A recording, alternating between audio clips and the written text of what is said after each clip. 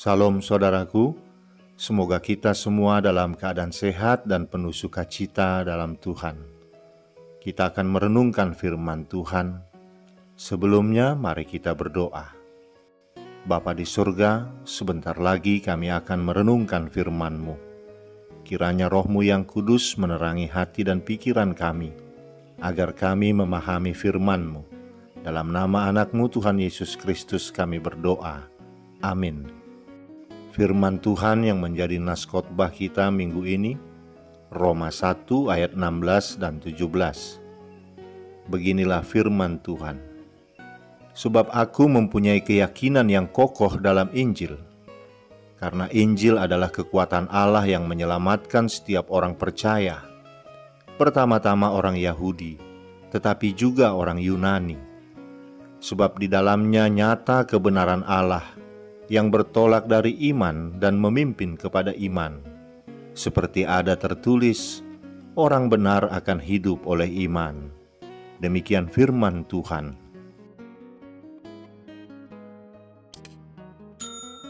Saudaraku, nas bacaan kita hari ini sangat terkenal. Bahkan bukan hanya terkenal, tetapi sangat penting. Dari sisi sejarah, nas ini selalu dikaitkan dengan Hari Reformasi Gereja yang diperingati setiap tanggal 31 Oktober. Hari yang mengingatkan orang-orang Kristen Protestan akan peristiwa Martin Luther mereformasi gereja saat dia menempelkan 95 dalil di depan pintu gereja Wittenberg di Jerman pada tanggal 31 Oktober 1517. 95 dalil yang dipakukan itu berisi protes Martin Luther atas beberapa ajaran dan praktik menyimpang yang dilakukan oleh imam-imam gereja Katolik Roma pada waktu itu. Luther mengusulkan suatu diskusi akademis seputar praktik dan keefektifan indulgensi dalam 95 dalil. 95 dalil yang ditempelkan Martin Luther itu mengungkapkan kebenaran Alkitab dan mengkritik dogma yang telah berlangsung sekian lama di lembaga gereja di masa itu, di mana saat itu surat indulgensi diperjualbelikan. Surat indulgensi adalah surat penghapusan dosa yang bisa dibeli saat itu oleh orang-orang yang ingin menghapus dosa sementara. Luther mengajarkan bahwa keselamatan dan kehidupan kekal itu tidak diperoleh dengan perbuatan-perbuatan baik, dan bukan juga berasal dari pemimpin gereja, tetapi iman kitalah yang menyelamatkan kita. Dari sinilah kita mengenal ajaran Martin Luther, yakni sola fide, hanya oleh iman, sola gratia, hanya oleh anugerah Allah kita diselamatkan, dan sola scriptura, kebenaran hanya ada dalam Alkitab. Semangat Martin Luther mereformasi gereja bukan karena ingin memecah belah gereja, melainkan dia mau mengingatkan supaya gereja kembali kepada Alkitab sebagai dasar pengajaran kebenaran. Saudaraku, Roma 1 ayat 16 dan 17 sangat penting.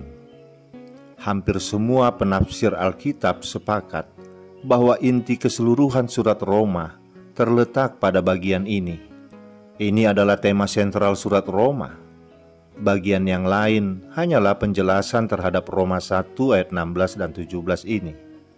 Di dalam kedua ayat ini, Paulus menjelaskan alasan mengapa ia sangat berkeinginan untuk memberitakan Injil kepada jemaat di Roma, seperti yang dikatakannya di ayat 15. Alasan itu adalah karena Injil adalah kekuatan Allah. Dalam ayat 16 ini, Rasul Paulus dengan berani memproklamasikan bahwa dirinya mempunyai keyakinan yang kokoh dalam Injil.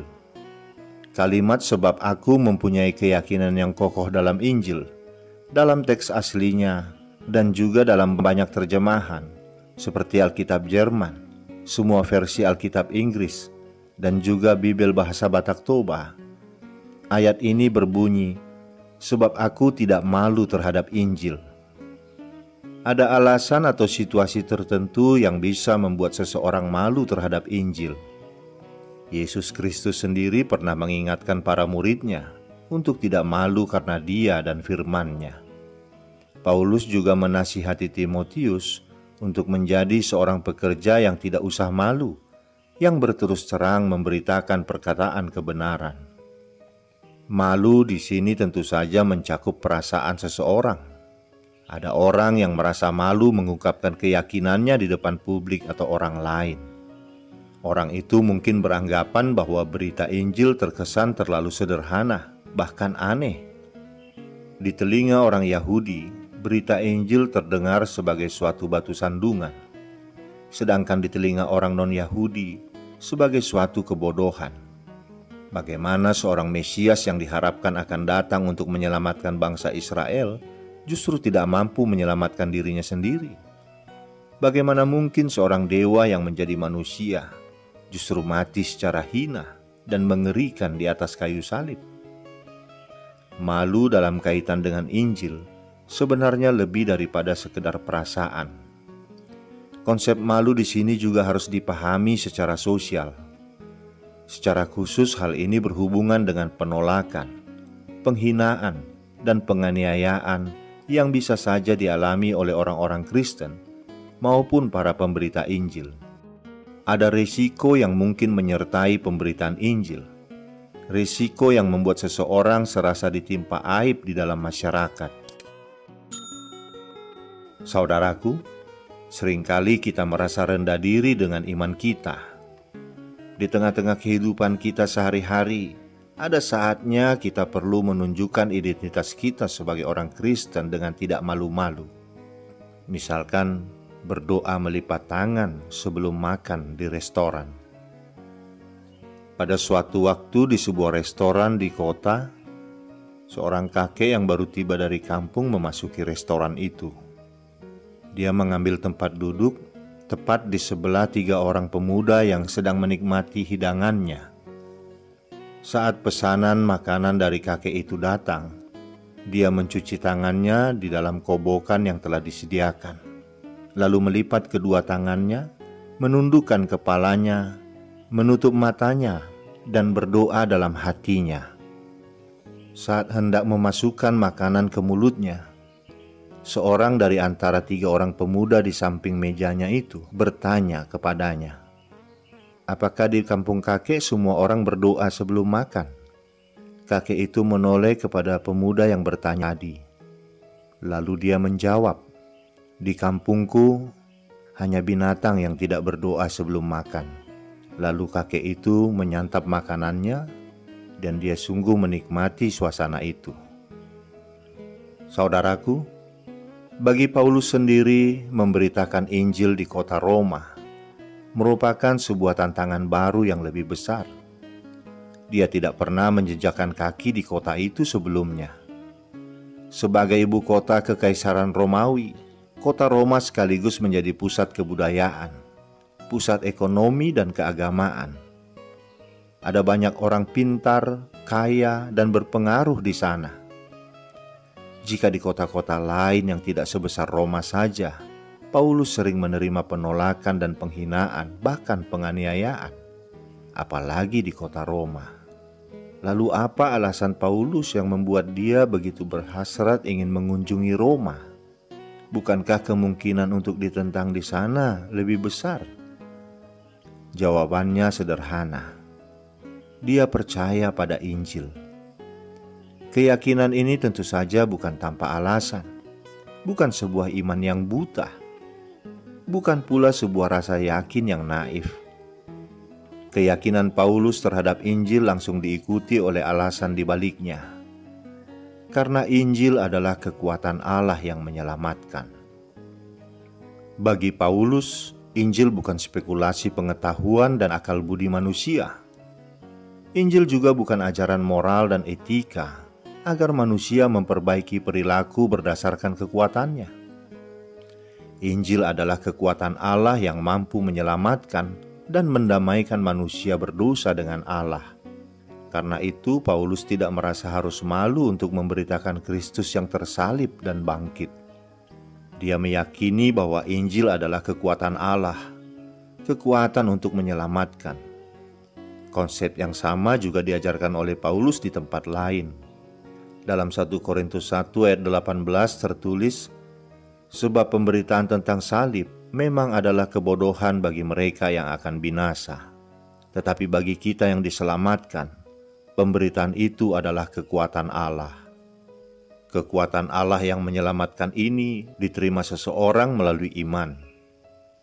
Ayat 16b berbunyi, "Karena Injil adalah kekuatan Allah yang menyelamatkan setiap orang percaya, pertama-tama orang Yahudi, tetapi juga orang Yunani."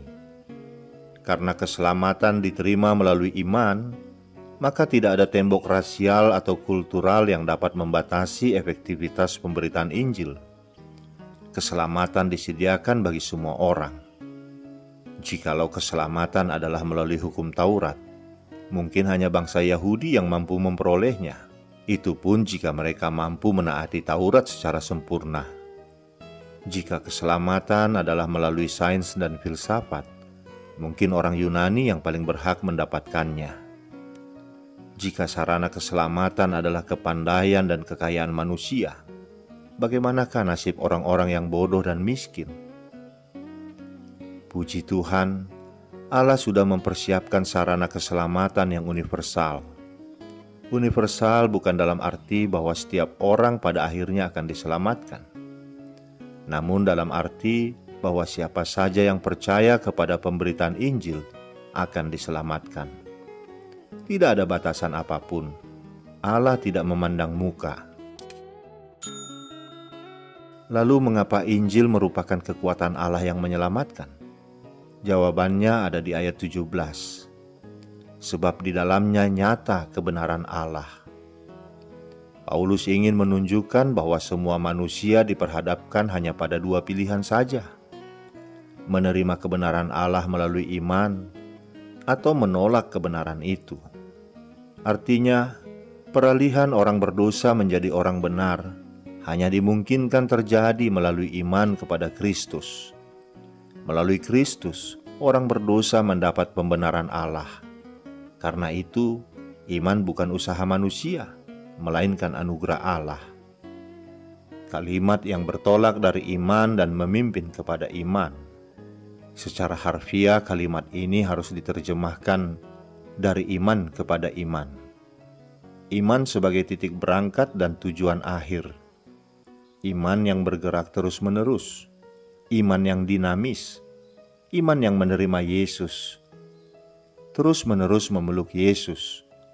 Sebuah iman yang hidup, bukan iman yang mati, sehingga kita dapat mengalami kekuatan Allah yang meluputkan kita dari murka Allah. Ungkapan orang benar akan hidup oleh iman. Orang benar yang dibenarkan oleh anugerah Allah memiliki Yesus dalam hatinya, dalam hidupnya, dalam jiwanya. Allah menginginkan orang yang telah dibenarkan itu agar meresponi iman yang diberikan itu dengan hidup dalam kekudusan. Saudaraku, di Minggu Reformasi gereja ini, kita disadarkan akan pentingnya Alkitab sebagai satu-satunya sumber dan standar bagi iman, spiritualitas, etika, dan moralitas. Slogan reformasi yang terkenal, Ecclesia Reformata Semper Reformanda, yang berarti gereja reformasi harus terus-menerus membaharui dirinya. Jadi reformasi bukan sekedar sebuah gerakan, melainkan juga proses yang tiada henti. Semangat reformasi yang terutama adalah semangat dalam pertumbuhan iman melalui mencintai kebenaran firman Tuhan. Tapi sayangnya, ada banyak orang Kristen lebih menyenangi firman Tuhan yang enak dan sedap untuk didengar dan membuat jemaat terhibur, meskipun tidak lagi bernilai alkitabiah. Hal ini bukanlah semangat reformasi gereja. Inti semangat reformasi gereja adalah kembali kepada kebenaran Alkitab. Orang yang memiliki kerinduan kembali kepada kebenaran Alkitab adalah orang yang mencintai firman-Nya. Tanpa didasari oleh kecintaan akan Allah dan firman-Nya, tidak mungkin seseorang benar-benar mau kembali kepada kebenaran Alkitab. Orang yang mencintai Allah dan firman-Nya pasti sungguh-sungguh kembali kepada kebenaran Alkitab. Lalu orang yang kembali kepada kebenaran Alkitab adalah orang yang mau mempelajari firman-Nya, dan selanjutnya menjadi orang yang taat melakukan apa yang Tuhan firmankan. Dengan ketaatannya dalam melakukan firman Tuhan, maka hidupnya akan selalu dibaharui dan mengalami pertumbuhan iman. Kiranya Tuhan Allah memberi kita kekuatan untuk melakukan semuanya itu. Amin, kita berdoa. Bapa di sorga, kami bersyukur berterima kasih. Di Minggu Reformasi gereja ini, Engkau ingatkan kami Tuhan, agar kami memiliki iman yang teguh, yang tidak malu untuk menunjukkan iman percaya kami kepadamu, bahwa kami adalah orang-orang yang telah Engkau selamatkan melalui darah anak-Mu Yesus Kristus. Dan firman-Mu ini juga mengingatkan kami agar kami kembali kepada kebenaran Alkitab, agar kami mau membaca, merenungkan, dan melakukan firman-Mu dalam kehidupan kami sehari-hari. Agar kami tidak hanya mau mendengar firman yang enak didengar dan menghibur kami, tetapi semua kebenaran firman-Mu harus kami aminkan dalam kehidupan kami. Mampukan kami Bapa untuk melakukan semua itu. Di dalam nama anak-Mu Tuhan Yesus Kristus kami berdoa. Amin.